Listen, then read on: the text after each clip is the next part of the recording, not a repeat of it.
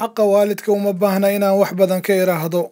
Hooyo waa midda lugaysa kaba la'aan, qorraxdoo kulul, dhabarkana kugu sida, ayadoo doonaysa inay cunto kuu raadiso ama biyo kuu keento ama ay kuu raadiso waxaad ku hargashid.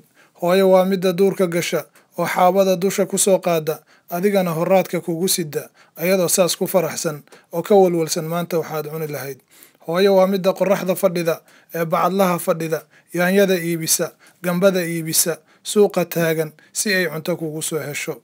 Hooyo waa midda awoodda u leh ayadoon awood lahayn oo nafaqa darro ka muuqata inay dusha kugu qaado.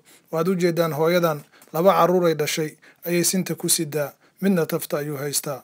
Ilaahayow hooyooyinkeenu dambi dhaafo u naxariiso. Hooyo walaalayaal, kuwa waxaa jira nasiib darrayaal ah oo hooyo ka oohiya. Qofkii hooyo ka oohiya, Ilaahay ha ka oohiyo. Qofkii hooyo ka oohiya ha ogaado in adduunka uu ku oyn doono ama aakhiro Ilaahay kula xisaabtami doono.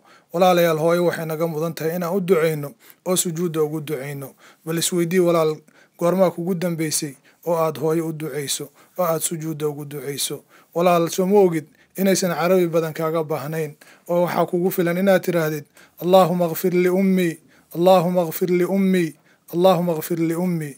Ilaahow hooyaday u dambi dhaaf, Ilaah hooyaday u dambi dhaaf. Intaas haddaa ku celcelisid, walaal, hooyo ducadaada way gaaraysaa hadday nooshahay iyo hadduu Ilaahay oofsadayba.